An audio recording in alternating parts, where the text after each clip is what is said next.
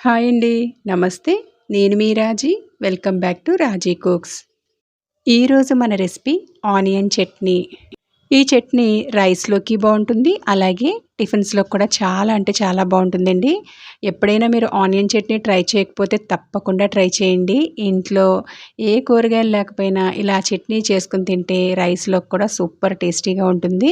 మరి లేట్ చేయకుండా recipe process ఏంటో చూసేద్దాం. ఎక్కడ స్కిప్ చేయకుండా పూర్తి వీడియో చూసేయండి. మీడియం సైజ్ 3 ఉల్లిపాయలని తీసుకోండి. వీటిల్ని చిన్న చిన్న ముక్కలుగా కట్ చేసి రెడీగా పక్కకు పెట్టుకోవాలి. ఉసిరికాయ అంత సైజు చింతపండును కూడా తీసుకుని ఇది ఒకసారి క్లీన్ చేసి రెడీగా పక్కకు పెట్టుకోండి. ఇప్పుడు స్టవ్ ఆన్ చేసి కళాయి పెట్టి ఇందులోకి 2 స్పూన్స్ వరకు ఆయిల్ని వేసుకుని ఆయిల్ అనేది కళాయి అంతా స్ప్రెడ్ అయ్యేలా చేసి ఇప్పుడు ఇందులోకి ఒక 5 ఎండుమిర్చిని యాడ్ చేసుకుంటున్నాను. మీరు మీ స్పైసీనెస్ని బట్టి అడ్జస్ట్ చేసుకోవాలి. ఇలా కాస్త మంచి కలర్ వచ్చేంత వరకు కూడా వేయించుకుని ఇందులోకి ముందుగా కట్ చేసుకున్న ఆనియన్స్ను కూడా యాడ్ చేసుకోండి. 6 వెల్లుల్లి రెబ్బలను కూడా ఇలా పీల్ చేసి వేసుకోవాలి. అలాగే ముందుగా కడిగి ఉంచుకున్న చింతపండును కూడా వేసుకొని ఇవన్నీ ఒక్కసారి బాగా కలిపి ఇప్పుడు మూత పెట్టి కాస్త మగ్గనివ్వాలి.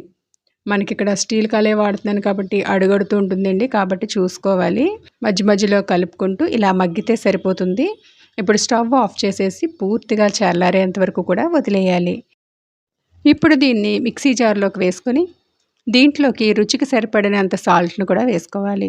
అలాగే 1 టీ స్పూన్ వరకు బెల్లం తురుమును కూడా వేసుకోవాలి. ఈ బెల్లం వేయడం వల్ల చింతపండు కారాన్ని బ్యాలెన్స్ చేస్తుంది. చాలా టేస్టీగా ఉంటుంది.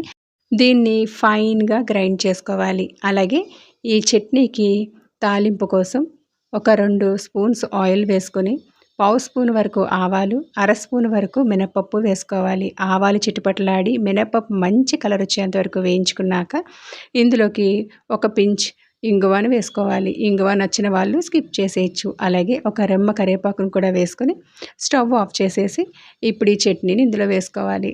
ఇలా మనం పొయ్యి మీదే ఉండగా స్టవ్ ఆఫ్ చేసి ఆ వేడి మీదే తాలింపుని కలిపితే మరింత కమ్మగా ఉంటుందండి చట్నీ అనేది. ఇప్పుడు మనం డిష్ అవుట్ చేసేసుకోవడమే. రైస్‌లోకి, టిఫిన్స్‌లోకి సూపర్ టేస్టీగా ఉండే ఆనియన్ చట్నీ. నేనైతే ఇక్కడ మేతి రోటీతో కాంబినేషన్‌గా ఆనియన్ చట్నీ తీసుకుంటున్నాను. మీకు మేతి రోటీ కావాలి అంటే కమెంట్ సెక్షన్‌లో అడగండి. నెక్స్ట్ వీడియో అదే పెడతాను. ఎంతో టేస్టీగా దూదుల్లో వచ్చే ఈ రోటీస్‌ని ఎలా చేయాలో పూర్తిగా చూడండి. అలాగే ఎంతో టేస్టీగా ఉండే ఆనియన్ చట్నీని తప్పకుండా ట్రై చేయండి. మీరు ట్రై చేశాక మీకు ఎలా వచ్చిందో నాకు కమెంట్ చేయండి. రెసిపీ నచ్చితే కనుక లైక్ చేయండి, షేర్ చేయండి. అలాగే మరిన్ని సింపుల్ అండ్ టేస్టీ రెసిపీస్ కోసం రాజీ కుక్స్ని సబ్స్క్రైబ్ చేసుకోవడం మాత్రం మర్చిపోకండి. మరి సరికొత్త వీడియోతో మరొక వీడియోలో కలుద్దాం. అంతవరకు సెలవు. Thanks for watching.